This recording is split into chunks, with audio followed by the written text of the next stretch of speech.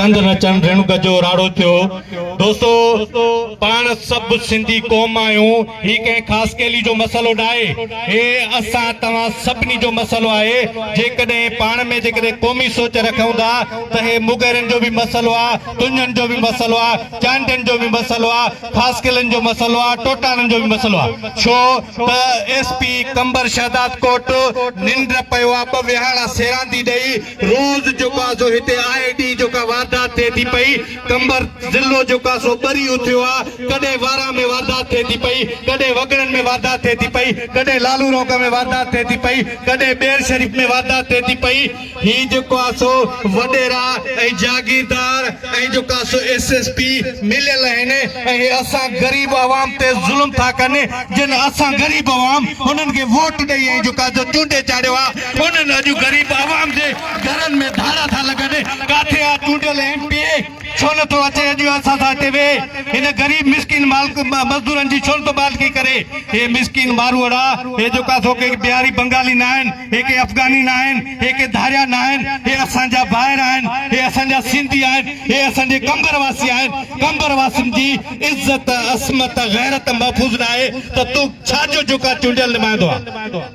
Shem असां जो कासो अॼु एसएसपी खे चिता था ॾियूं त 24 कलाकनि जे अंदरि हिन ख़ासि केलनि जो जेकॾहिं ॾोह वापसि न थियो त सुभाणे असां बाईपास जेका इंडस हाईवे बंदि कंदासीं।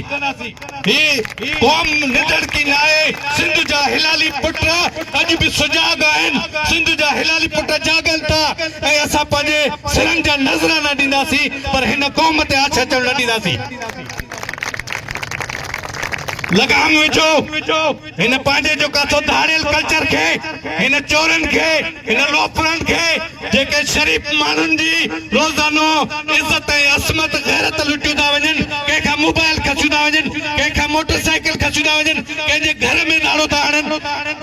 आए शर्म के एसपी खे तू छाजी पगार तो खाई? तू हिन अवाम जो नौकर आई, तू असांजी टैक्स मां पगार खणंदो आई, असांजी टैक्स मां तोखे पगार मिलंदी आहे। तू हिन अवाम जो नौकर आई, अॼु हिन अवाम सां अची वाइदो कर त 24 कलाकनि जे अंदरि तू असांजे जवाबदार गिरफ़्तार कंदे, न त ॿी सूरत में इंडस हाईवे बंदि कंदासीं। तू छा थो सम्झी त ही क़ौम निधड़की आहे, ही अवाम निधड़को आहे? हिननि जो कोई वाली वारस न आहे, हिननि जी कोई अॻुवाणी न कंदो।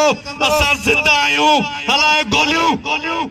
असां हिते बि तोखे चैलेंज था कयूं, पंहिंजे धारियल कल्चर खे लगाम ॾे, न त जेको आहे सो असां हे जेके बि माण्हू बीठा आहियूं, क़ौमी सोच रखंदड़, समाजी सोच रखंदड़ ऐं जेको आहे सो क़ौमी शऊर रखंदड़, असां कॾहिं भी चुप न रहंदासीं, कॾहिं भी ख़ामोश न रहंदासीं ऐं पंहिंजो हक़ वठी रहंदासीं।